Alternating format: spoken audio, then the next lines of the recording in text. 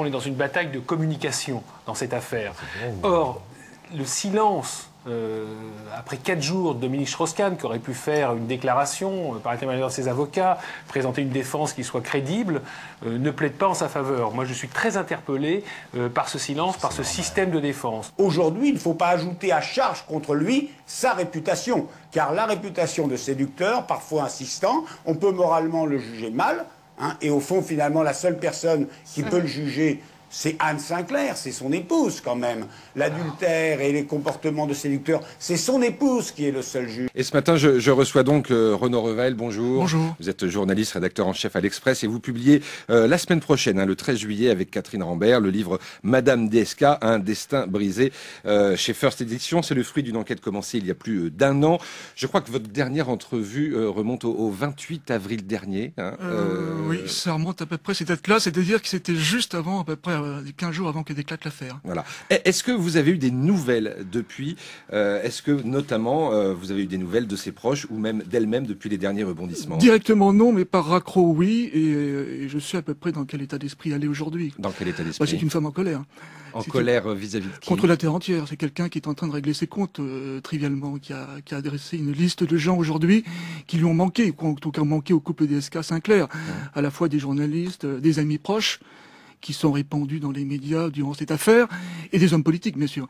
Donc la liste, elle est dressée, et c'est elle qui tient de manière très minutieuse cette liste noire, entre guillemets. Une liste noire sur laquelle on trouve des noms de certains anciens proches, voire très proches. On trouve des tas de gens, on trouve des politiques, ça va de Martine Aubry à Jean-François Kahn, ça va effectivement de François Hollande à des amis très proches, des amis eux surtout, qui l'ont mis en garde depuis, qui l'ont dit fais attention, parce que Dominique, finalement, tu étais dans le déni depuis trop longtemps, voilà quelle est la réalité des choses, et ça elle l'a pas accepté. Et aujourd'hui, effectivement, elle est en train de faire le bilan de tout ça. L'heure est à la vengeance.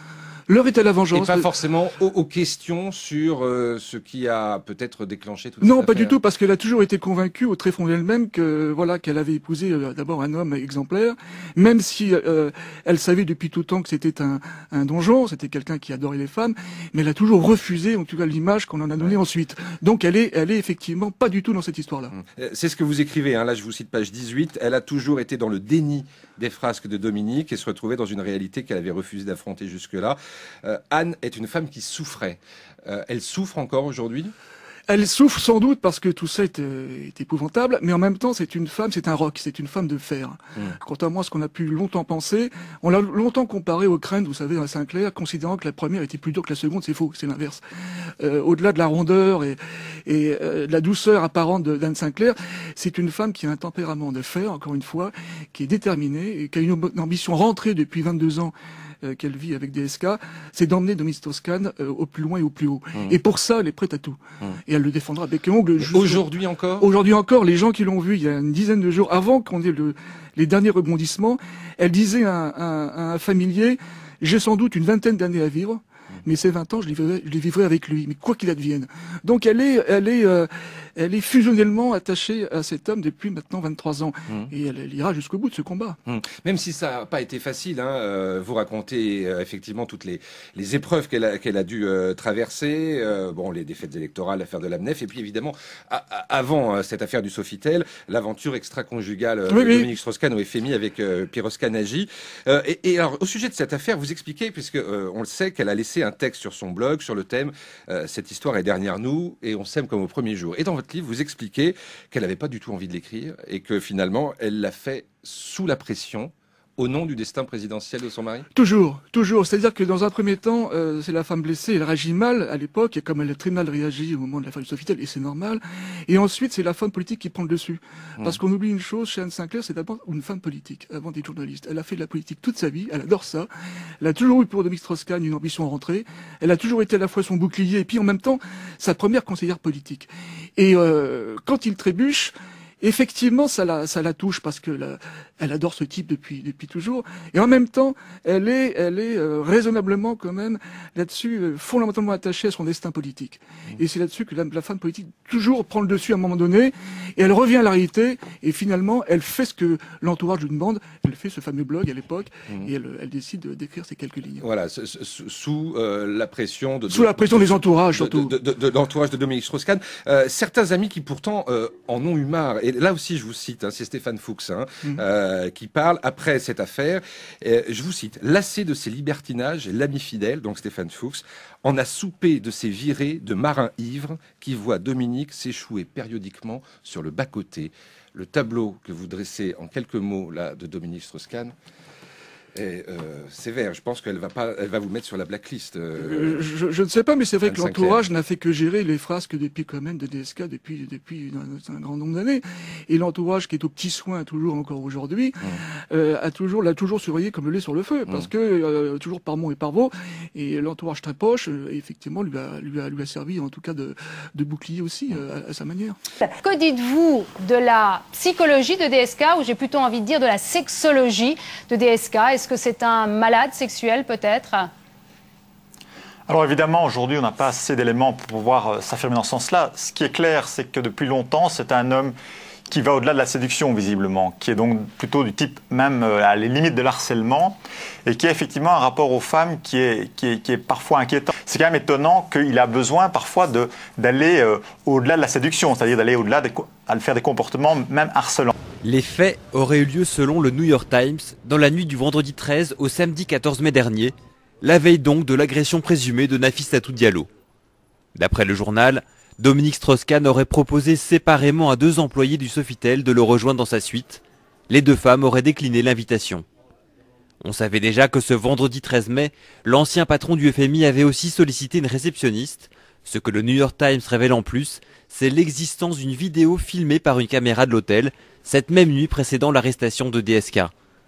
Sur cet enregistrement, le verrait monter dans un ascenseur vers 1h20 du matin avec une femme qui ne travaillait pas au Sofitel. Cette dernière a été identifiée, mais refuse de dire aux enquêteurs ce qu'elle y était venue faire.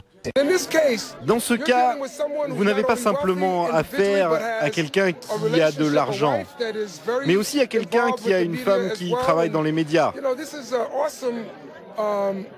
C'est vraiment très compliqué pour cette jeune femme dans cette affaire. Et elle n'avait aucune idée qu'elle allait se retrouver dans une telle situation. C'est pour ça qu'elle a besoin de nous, mais pas seulement nous qui faisons partie de sa communauté, mais vous aussi, les médias, pour qu'elle soit sûre d'avoir un procès juste. Quand il s'agit d'une présomption d'innocence, c'est quand même un principe, je crois, dont on ne doit pas discuter. C'est vrai, un principe parfaitement légitime et il n'y a pas de nuance à avoir dans la présomption d'innocence. Le fait de ne pas beaucoup parler de la victime, mais pitié, essayons de respecter probablement ce qui est en ce moment sa grande souffrance. Si vous avez peut-être lu l'article dans Le Temps, je ne parlerai pas du Temps, mais hier, on se rend compte qu'on la mentionne, mais qu'on respecte une très grande souffrance. Il ne faut surtout pas qu'elle risque la malheureuse d'être traitée comme a été en son temps la victime de l'affaire Polanski, où on avait toujours l'impression qu'elle demandait qu'on l'arrête et que la presse y revenait ne s'occupant absolument pas des intérêts, de la sensibilité, de quoi que ce soit en ce qui concernait la victime. Le journal du dimanche nous apprend sur son site internet que la jeune femme aurait été placée au Sofitel par l'International Rescue Committee, l'IRC, une association au-dessus de tout soupçon créée par Albert Einstein dans l'entre-deux-guerres et qui aide les réfugiés politiques à trouver un emploi. On a tous croisé des journalistes françaises. Qu'est-ce que vous en savez? Est-ce que vous avez rencontré Dominique Strauss-Kahn?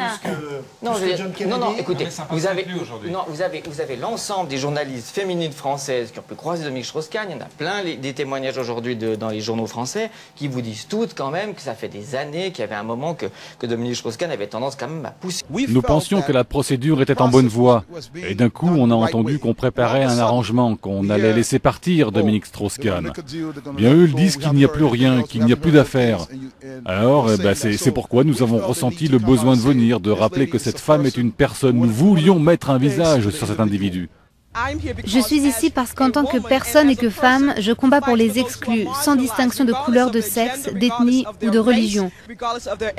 Tout le monde a le droit à un procès, c'est clair et net.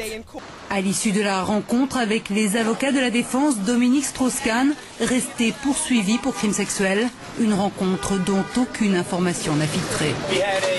Nous avons eu une rencontre constructive, c'est tout ce que nous avons à dire. Nous ne répondrons pas aux questions. Merci à vous d'être venus, on ne peut rien dire de plus. Les avocats de Nafissatou Diallo sont passés une nouvelle fois à l'attaque. Voyant l'affaire de sa cliente mal engagée, Kenneth Thompson a demandé dans cette lettre communiquée à la presse le remplacement de Cyrus Vance. Monsieur le procureur Vance, nous demandons solennellement que votre bureau se dessaisisse volontairement de l'affaire Strauss-Kahn et que vous nommiez un procureur spécial. Message relayé hier devant le bureau du procureur par une association de policiers noirs. Nous sommes là pour exprimer notre indignation face au bureau du procureur, qui s'emploie à détruire la réputation de la victime d'un crime sexuel. Il est vrai que Dominique Strauss-Kahn est un homme, est un séducteur, invétéré, qu'il peut parfois être insistant lorsqu'il veut séduire, mais je conclus que Dominique Strauss-Kahn n'est pas un violeur. J'étais amené à suivre Dominique Strauss-Kahn lorsqu'il était ministre des Finances et j'avais assisté à plusieurs faits qui montraient qu'il n'était pas seulement un séducteur, mais qu'il était un séducteur lourd, qu'il avait des comportements à l'égard des femmes que je juge inappropriés et parfois des comportements qui étaient à la limite du harcèlement. Moi, je suis, comme beaucoup de socialistes ici en Suisse ou des amis socialistes français, j'étais persuadé qu'il exploserait en vol. À cause de l'argent, les affaires, il y a aussi d'autres affaires qui vont peut-être ressortir, et puis le train de vie et le sexe. Vous parlez d'affaires, vous parlez d'affaires qui vont ressortir. Est-ce que vous me permettez de terminer ? Vous ne connaissez pas ces choses-là. Oui, mais vous parlez de choses que vous ne connaissez pas. Dans une interview au journal L'Express cette semaine, Tristan Banon se défend de tout opportunisme et justifie sa démarche. Pour moi, c'était devenu insupportable. Et puis aujourd'hui, de voir Strauss-Kahn libre, dîner dans un restaurant de luxe entre amis, ça me rend malade. Je sais bien que la moitié des gens me croira, l'autre non. Et elle raconte avec force détail sa version des faits, alors qu'elle s'apprêtait à interviewer DSK. Il a voulu que je lui tienne la main pour répondre. J'ai voulu m'en aller, il a arrêté le dictaphone, m'a attrapé la main puis le bras, je lui ai demandé de me lâcher et c'est de là qu'est partie la bagarre. Tentative de viol, des faits d'une particulière violence et d'une particulière gravité. Dans l'hypothèse où M. Dominique Strauss-Kahn viendrait à ne pas comparaître devant une cour d'assises, nous saurions alors à quoi nous en tenir quant au traitement judiciaire de ce type d'affaires en France.